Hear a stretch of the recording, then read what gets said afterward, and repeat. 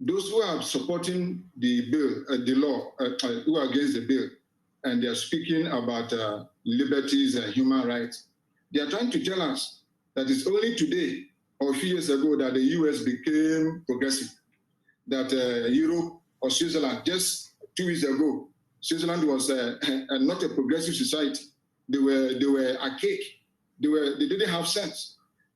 These countries, when they were developing, in the times that they are struggling with their development, when their health systems were not developed, when they did not have the budget to be able to take care of these issues, they criminalized it. They knew the consequence of things like homosexuality. They criminalized drugs. They criminalized pornography, indecency, anything that they saw that was going to have a negative consequences on the moral ecology. You see, when people behave, do something, it all affects them personally and it affects the environment. Our environment is both material and spiritual. And just like we try to regulate galamsey, or we try to regulate the environmental pollution, we cannot say that when people, no matter their human rights, when people are polluting water or rivers, we should allow them. Or when people in China now or in other countries, they are trying to, doing business and trying to produce, they are polluting the environment so that we have climate change, the whole world should sit down. There are laws in the US now, in California, in Texas, in many states, they are passing laws to even ban the use of cars that rely on fuel, on diesel. It should be people's human right and personal liberty to drive whatever car they want and whether they want to drive. But the state says, no, we want to go emission-free. We want to go and have a society which is clean. So therefore, from 2035, nobody living in California will be allowed to drive a car that uses diesel, and it's a law. Now, how can anybody live there and say that this is against my human right? We in Ghana now, we were driving somewhere on the left of the roadside. We now decided that we pass a law that will make us to drive on the right. That is not against human rights.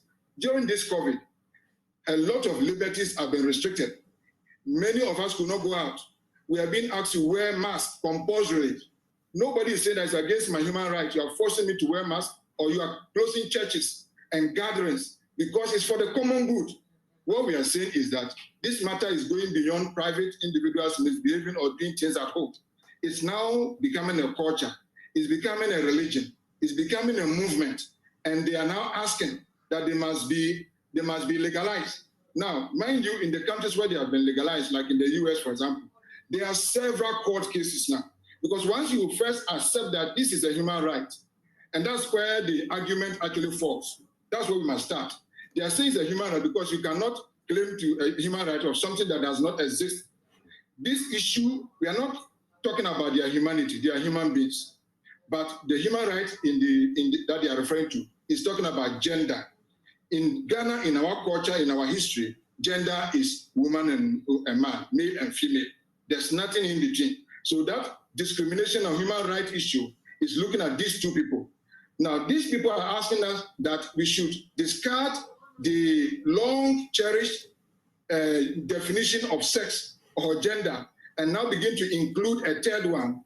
And that third one is what they call LGBTQ. And then we should now accord all the rights that we give to men and women and accord it to these people that they call themselves transgender or homosexual also. And therefore, if we accept it, and there's no empirical basis for that, there's no scientific basis for that, everything just collapses, that this is a preference. When they started this movement, they say it was a sexual preference. When the argument, they realized that they were losing the argument, the next is an orientation. And they now begin to adduce some kind of evidence, which did not stand the test of time, to say that they are born gay. And if we accept that they are born gay, then it means that that is who they are. And there's no evidence to that. It is not who they are, it is what they want to do. Okay. So that's a preference. That's a preference argument. Control it.